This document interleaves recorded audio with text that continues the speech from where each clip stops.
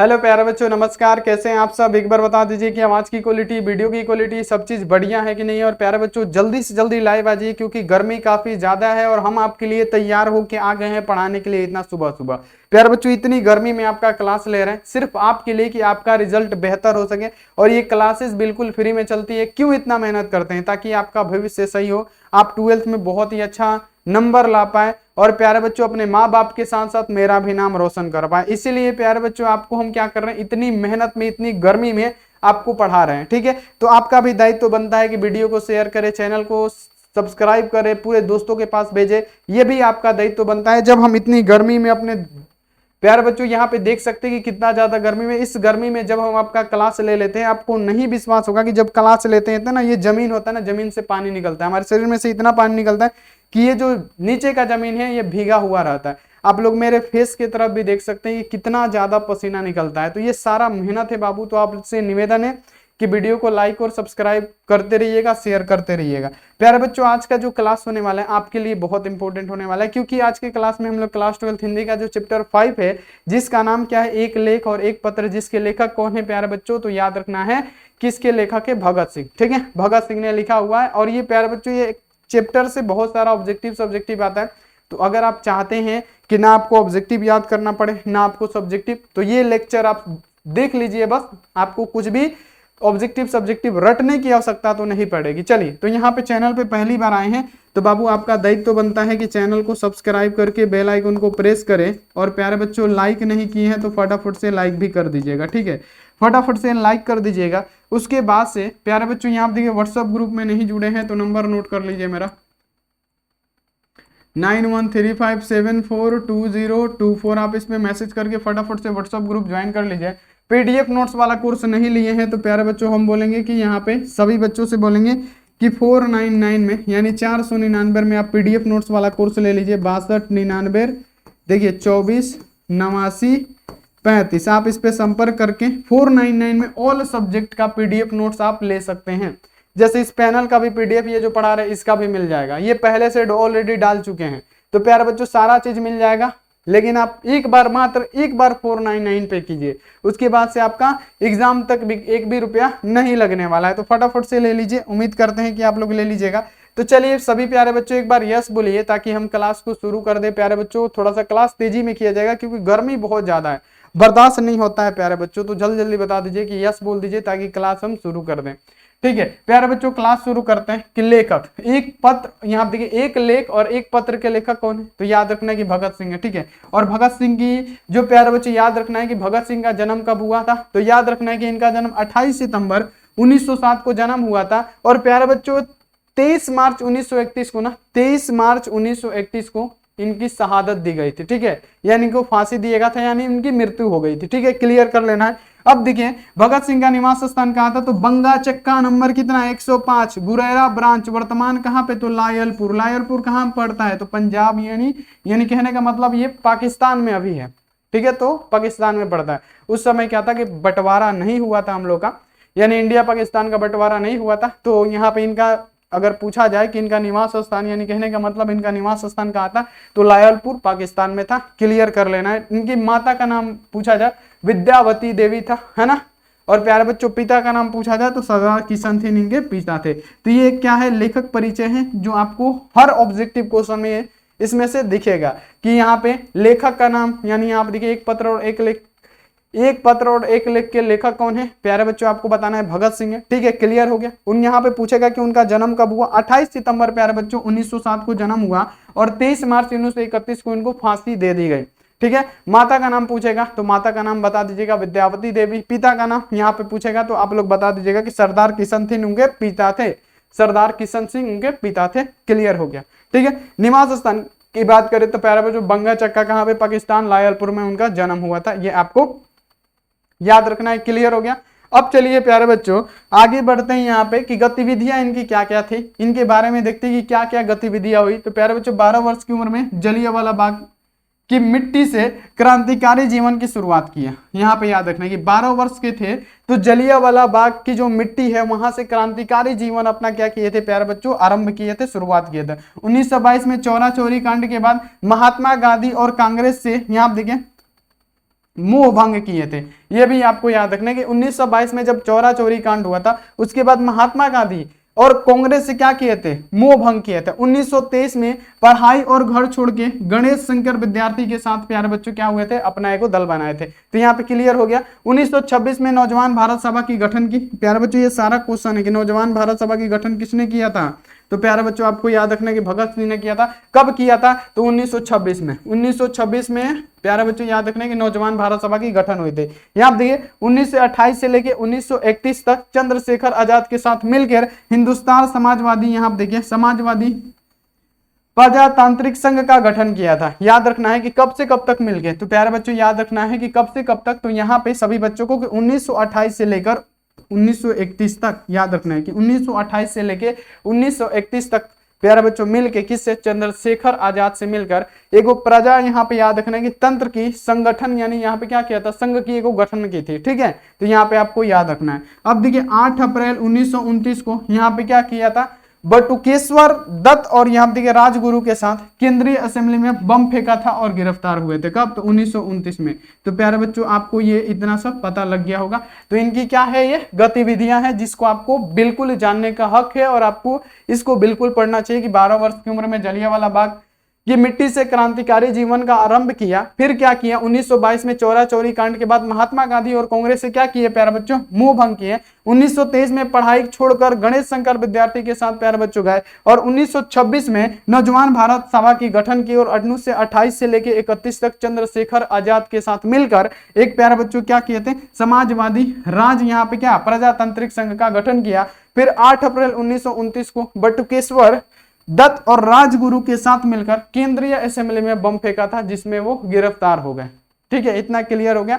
ये इनकी क्या थी, आपको याद रखना है, गतिविधियां थी। अब चलिए कृतियों के बारे में बात कर लेते हैं कि इनकी कृति कौन कौन सी है जो एग्जामों में आता है। पहला कि पंजाब की भाषा और लिपि पे लिखी समस्या, कई बार आया हुआ है क्वेश्चन, ये इंपॉर्टेंट है कि पंजाब की भाषा और लिपि पे लिखी समस्या। यहाँ आप देखिए विश्व प्रेम, युवक, मैं नास्तिक क्यों हूं, ये भी बार बार आता है कि मैं नास्तिक क्यों हूं, अछूत समस्या, विद्यार्थी और राजनीति, सत्याग्रह और यहाँ पे देखिए हड़तालें, सत्याग्रह और हड़तालें, बम का यहाँ पे क्या हो जाएगा, दर्शन। ये सारी जितनी है ना सब इन्हीं की कृति है, भगत सिंह की। उसके बाद से यहाँ आप देखिए सचिदा, यहाँ आप देखिए सचिंद्रनाथ, यहाँ आप देखिए संन्यालय की पुस्तक, बंदी जीवन और यहाँ देखिए यहाँ पे डॉन ब्रेन की आत्मकथा का अनुवाद भी इन्होंने किया था। तो ये इनकी कुछ कृतियां हैं जो कि आपको याद रखनी है। तो ठीक है, यहाँ पे सबसे पहले इसमें बता देते हैं इंपॉर्टेंट कौन है, पंजाब की भाषा और लिपि पे लिखी गई समस्या।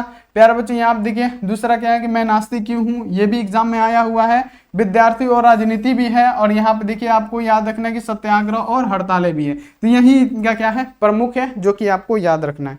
अब देखिए कि विद्यार्थी और राजनीति के लेख के जो सारांश है उसमें क्या कह रहे हैं भगत सिंह।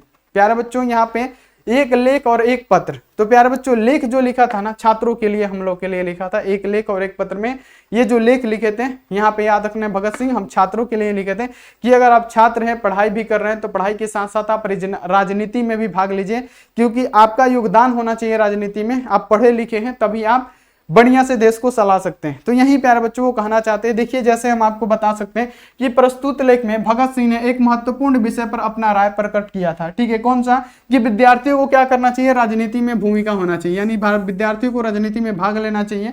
प्यारे बच्चों इसी पे चर्चा किए थे कि मतलब लेना चाहिए कि नहीं लेना चाहिए। तो यहीं पे हो जाएगा। भगत सिंह का मानना यह था कि छात्रों को भी राजनीति में क्या होना चाहिए, भाग लेना चाहिए। जो छात्र हैं उनको राजनीति में क्या होना चाहिए, भाग लेना चाहिए। लेखक के अनुसार विद्यार्थी को अपने पढ़ाई जारी रखते हुए राजनीति में भाग लेना चाहिए। ऐसा नहीं कि सिर्फ राजनीति में भाग लीजिए और पढ़ाई छोड़ दीजिए। तो भगत सिंह का यह मानना था कि आपको पढ़ाई के साथ साथ राजनीति में भी भाग लेना चाहिए। ठीक है, इसी पे मंथन किया था। अब देखिए यहाँ देखिए जिन नौजवानों को देश का भविष्य तय करना है, जिन नौजवानों को देश का अगर भविष्य तय करना है, उन्हें राजनीति से अलग रखकर अक्ल का अंधा बनना उचित नहीं है। यानी कहने का मतलब ये बता रहे कि जिस नौजवान को देश का भविष्य तय करना है उन्हें राजनीति से अलग रखकर, यानी राजनीतिक से अलग नहीं रहना है और अक्ल का अंधा बनना उचित नहीं है कि अब आप पढ़ रहे हैं तो सिर्फ पढ़ाई से ही मतलब है, आप राजनीति में भी भाग लीजिए, राजनीति के बारे में भी जानिए, क्योंकि आप युवा हैं और आप देश को अच्छी तरीके से चला सकते हैं क्योंकि आप पढ़े लिखे हैं। यही कहना था उनका, किनका, भगत सिंह का। ठीक है, इतना आपको पता चल गया। यहाँ आप देखिए लेखक मानते थे कि छात्रों का मुख्य कार्य पढ़ाई करना है। यानी माने भगत सिंह कहते थे कि छात्रों का मुख्य कार्य तो पढ़ाई करना है, लेकिन देश की परिस्थितियों का ज्ञान और उसके सुधारने का उपाय भी छात्रों का ही कर्तव्य है। यानी कहने का मतलब इसीलिए जो एक लेख और एक पत्र में विद्यार्थी के लिए जो भगत सिंह है वो लेख लिख रहे थे कि जो विद्यार्थी हैं उनको राजनीति में भाग लेना चाहिए। ऐसा नहीं कि आप पढ़ रहे हैं या सिर्फ आप पढ़ाई ही करते रहे, ऐसा नहीं कि आप राजनीति में भाग लेना है तो सिर्फ राजनीति ही करें, पढ़ाई छोड़ दे। नहीं, पढ़ाई के साथ साथ राजनीति में भी भाग लेना चाहिए, उनका मानना यह था। ठीक है। और प्यारे बच्चों ऐसा नहीं कि आप छोड़ दे, तो प्यारे बच्चों ऐसा गलत बात है कि आप राजनीति में थोड़ा भी इंटरेस्ट न ले, ये गलत बात है, क्योंकि आपको ही देश का भविष्य बनना है। ठीक है, क्योंकि आप पढ़े लिखे अच्छे तरीके से देश को चला सकते हैं। ठीक है, यहां तक हो गया। लेकिन प्यारे बच्चों आपको याद रखना है कि अगर यहाँ आप देखिए छात्रों का मुख्य कार्य तो पढ़ाई है, लेकिन यहाँ आप देखिए देश की परिस्थितियों का ज्ञान और उसको सुधारने का कर्तव्य भी क्या है प्यारे बच्चों, हम पढ़े लिखों के ही साथ है, हम लोग के ही ऊपर है। तो प्यारे बच्चों जितना हम लोग याद रखना है कि जितना हम लोग अपने माँ बाप के प्रति कर्तव्य निभाते हैं उससे प्यारे बच्चों कई गुना ज्यादा हमको क्या करना चाहिए, अपने देश के प्रति भी कर्तव्य को निभाना चाहिए, ये आपको पता होना चाहिए। ठीक है, हो गया। अब यहाँ पे आपको इतना समझ में आ गया कि विद्यार्थी और राजनीति के लेख का सारांश, यहाँ पे याद रखिएगा सभी बच्चे कि विद्यार्थी और यहाँ देखिए राजनीति लेख का सारांश क्या है। ठीक है, ये तो आपको समझ में आ गया होगा, ये तो प्यारे बच्चों आपको समझ में आ गया होगा। ठीक है, चलिए क्लियर हो गया। अब देखिए, अब यहाँ पे चलिए आगे बढ़ते हैं। अगला यहाँ पे है कि लेखक कहते हैं कि पंजाब की सरकार विद्यार्थियों से कॉलेज में दाखिला होने से पहले इस आवश्यक शर्त पर हस्ताक्षर करवा लिए जाए कि वे राजनीति की हिस्सा नहीं लेंगे। देखिए यहाँ पे वो कहना क्या चाहते हैं कि लेखक कहते हैं यानी भगत सिंह कहते हैं कि पंजाब की सरकार यानी जो पंजाब की सरकार है विद्यार्थियों से कॉलेज में ही दाखिला होने से पहले इस आवश्यक शर्त पर हस्ताक्षर करवा लिया जाए, यानी एक शर्त रखा जाए और उस पर हस्ताक्षर करवा लिया जाए कि वे राजनीति में हिस्सा नहीं लेंगे। ऐसी शिक्षा छात्रों को केवल क्लर्क ही बना सकती है और कुछ नहीं। यानी पढ़ने से सिर्फ क्लर्क ही बन सकते हैं और कुछ नहीं बन सकते हैं कि वे राजनीति में हिस्सा लेंगे कि नहीं। और ऐसी शिक्षा जो है छात्रों को क्लर्क ही बना सकती है और कुछ नहीं। लेखक कहते हैं कि आप देखिए प्रोफेसर का अपना ही ज्ञान अधूरा रहता है,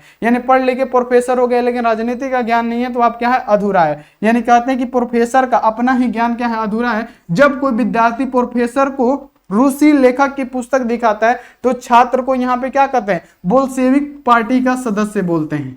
तो यहाँ पे ये कौन बोल रहे हैं, तो भगत सिंह बोल रहे हैं। देखिएगा फिर से समझिएगा कि वह कहते हैं कि पंजाब की सरकार विद्यार्थियों से कॉलेज में दाखिला होने से क्या पहले एक आवश्यक शर्त पर हस्ताक्षर करवा लिया जाता है कि वो राजनीति में हिस्सा नहीं लेंगे।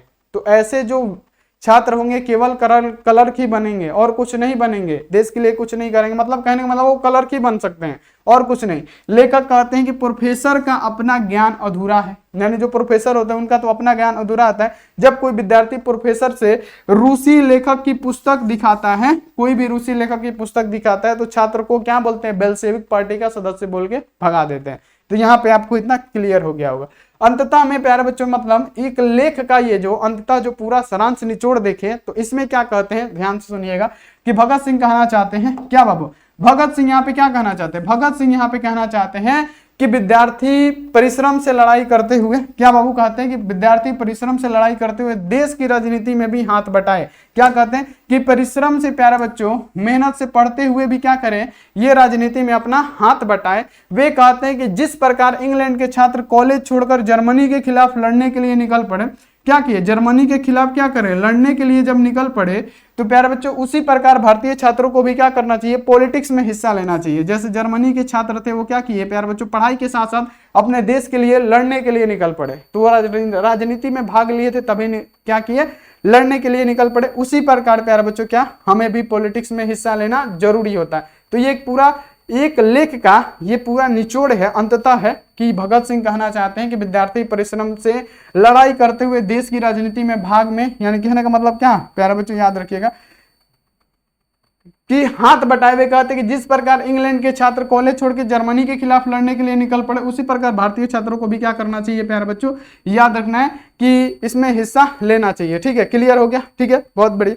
अब आगे बढ़िए कि सुखदेव के नाम के जो सारांश था, यानी याद रखना है कि एक लेख और एक पत्र में जो पत्र था प्यारे बच्चों, लेख था वो तो हम छात्रों के लिए था, जो लेख था क्या था बाबू, वो तो हम छात्रों के लिए था। ठीक है, अब यहाँ पे बात आता है कि भगत सिंह ने जो पत्र लिखा था वो किसके नाम लिखा था, पत्र तो सुखदेव के नाम लिखा था। तो वो पत्र में क्या था, तो भगत सिंह द्वारा अपने जो क्रांतिकारी मित्र थे सुखदेव, एक पत्र का यहाँ पे क्या प्रस्तुत किया, इस पत्र के माध्यम से दिया गया कि जिसमें उन्होंने कुछ समस्याओं और कठिनाइयों की ओर ध्यान आकर्षित, उत्कर्ष यानी कहने मतलब आकर्षित किया। भगत सिंह ने अपने और सुखदेव के भीतर आने वाले परिवर्तन को बताया।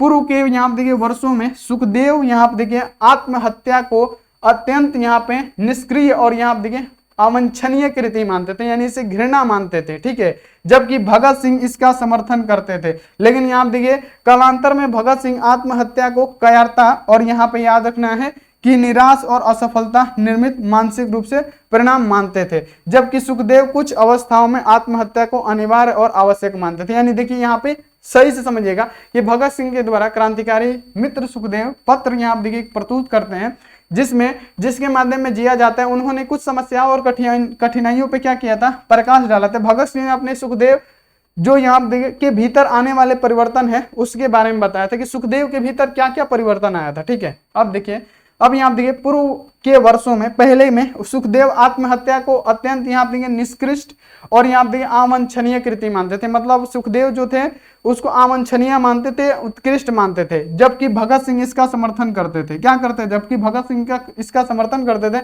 लेकिन कालांतर में भगत सिंह आत्महत्या को क्या करते थे, यहाँ पे कायरता और प्यारे बच्चों क्या मानते थे, निराशा और असफलता से निर्मित मानसिक परिणाम मानते थे, जबकि सुखदेव इसकी अवस्थाओं को क्या मानते थे प्यारे बच्चों, अनिवार्य मानते थे। ठीक है, क्या मानते थे, अनिवार्य और आवश्यक मानते थे। ये प्यारे बच्चों है। भगत सिंह कहते थे कि मनुष्य किसी भी काम को उचित मानकर ही करता है। कोई भी काम हो, भगत सिंह कहते हैं कि कोई भी काम हो तो मनुष्य उसको उचित मान के ही करता है। और पहले वे कहते हैं कि कार्य को करने के बाद परिणाम का सामना करने के लिए भी तैयार रहना चाहिए। कोई भी आप काम कर रहे हैं तो उसका क्या परिणाम होगा उसका भी सामना आपको करना पड़ेगा। ठीक है, अब यहाँ पे देखिए वे कहते हैं कि अगर मृत्युदंड मिल जाए, अगर मृत्युदंड मिलना तय है तो हम यहाँ पे देखिए धैर्य पूर्वक उस दिन का प्रतीक्षा करना चाहिए। यहाँ पे देखिए भगत सिंह बोलते हैं कि अगर आप कोई भी काम करते हैं, जैसे केंद्रीय असेंबली में बम फेंके थे, तो प्यारे बच्चों यहाँ पे याद रखना है कि उसी में ना उनको क्या हुआ था प्यारे बच्चों, जेल हुआ था। यानी कहने का मतलब आप कोई भी काम करते हैं तो उसके परिणाम के लिए भी आपको क्या होना चाहिए प्यारे बच्चों, आपको जो परिणाम मिलना चाहिए उसके लिए भी एकदम सतर्क होना चाहिए कि हाँ हमको मिलने वाला है, उसको भुगतने के लिए भी रेडी रहना चाहिए। यानी कहने का मतलब क्या हुआ, अगर यहाँ आप देखिए बोल रहे हैं कि कोई भी काम करते हैं तो परिणाम का सामना करने के लिए भी तैयार रहना चाहिए। वे कहते हैं कि अगर मृत्युदंड मिलना तय है तो आपको धैर्य पूर्वक उस दिन का प्रतीक्षा करना चाहिए। बाबू देखिए इतना कितना साहस है, साहस पहले देखिए। लेकिन आत्महत्या कर लेना ये कायरता होती है, लेकिन अपने से मर जाना, अपने से खुद का जान देना, ये क्या हो जाएगी, एक कायरता हो जाएगी। भगत सिंह उन लोगों को सराहना करते हैं जो जेल का दंड भुगतने के बाद लौटने के बाद संघर्षित में रहते हैं, यानी जेल से लौटने के बाद भी अपना घर परिवार चलाते हैं। कि मुझे मृत्युदंड की सजा सुनाई जाएगी, इस पर मुझे पूर्ण विश्वास है। वो बोलते हैं कि मुझे इस पे मृत्यु दंड की सजा सुनाई जाएगी, ये मुझे पूरा विश्वास है। इस प्रकार यहाँ आप देखिए क्षमा या नर्म व्यवहार करने की कोई आशा नहीं है। तो ये बोलते हैं कि इसमें क्षमा और यहाँ पे नर्म की कोई आशा नहीं है। यानी अंततः हमको प्यारे बच्चों एक लेख और एक पत्र, अब पत्र के बारे में पढ़ना है। पत्र में हमको अंततः क्या प्राप्त हुआ है यहाँ पे याद रखना। अपनी इच्छा व्यक्त करते हुए भगत सिंह कहते हैं कि जब देश का भाग्य का निर्णय हो रहा हो तो व्यक्ति को भाग्य का पूर्ण, यानी यहाँ पे क्या दिया, पूर्णीयता को भुला देना चाहिए। जब देश की बात आ जाए तो अपने भाग्य को भुला देना चाहिए, अपने बारे में सोचना भी नहीं चाहिए। ये बोल रहे हैं कौन, भगत सिंह। वे यहाँ देखिए मैं चाहता हूं कि जब आंदोलन अपनी चरम पर पहुंचे तो मुझे फांसी दे दी जाए, जब आंदोलन अपने चरम पर पहुंचे तो मुझे फांसी दे दिया जाए। तो यही सब क्या कहते हैं प्यारे बच्चों, एक लेख और एक पत्र में भगत सिंह कहते हैं। तो ये आपको इतना ध्यान रखना है। तो यही था प्यारे बच्चों इस एक लेख और एक पत्र का सारांश। तो यहाँ पे आपको पूरा समझ में आ गया होगा कि पत्र किस लिए था और यहाँ पे प्यारे बच्चों लेख किस लिए था। तो लेख हम विद्यार्थियों के लिए था कि हमको राजनीति में भाग लेना चाहिए। ठीक है, ऐसा नहीं है कि सिर्फ पढ़ाई कर रहे हैं तो पढ़ाई करेंगे, तो पढ़ाई करके हम सिर्फ क्लर्क ही बन सकते हैं। ठीक है, यहाँ पे ये और एक लेख और एक पत्र में क्या लिखे थे, सुखदेव को लिखे थे कि सुखदेव जो है उनके मतलब जीवन में होने वाले परिवर्तन को बताया। और उन्होंने कहा कि कायरता पूर्वक अपने से हत्या करना एक कायरता पूर्वक है। प्यारे बच्चों अगर देश के बदले, अगर देश सेवा के बदले हमको फांसी दी जाए तो हमको क्या है, खुशी खुशी मंजूर है। यही सब के बारे में बताते हैं। तो प्यारे बच्चों एक बार बता दीजिए कि ये लेक्चर कैसा लगा, आपको समझ में आया कि नहीं। आ गया तो प्यारे बच्चों चैनल को फटाफट से सब्सक्राइब करके बेल आइकन को प्रेस करके ऑल पे, और लाइक नहीं किए हैं प्यारे बच्चों फटाफट से लाइक कर दीजिएगा। और यहाँ पे पीडीएफ नोट्स वाला कोर्स नहीं लिए हैं तो नंबर नोट कीजिए 629924 89 35 में आपको ऑल सब्जेक्ट का पीडीएफ नोट्स मिल जाएगा। जल्दी से जल्दी ले लीजिए। तो थैंक यू फॉर वॉचिंग, मिलते हैं ऐसी अगली क्लास में। आप लोग अपना ध्यान रखिए, मन लगा के पढ़ाई करते रहिए। Take care and bye.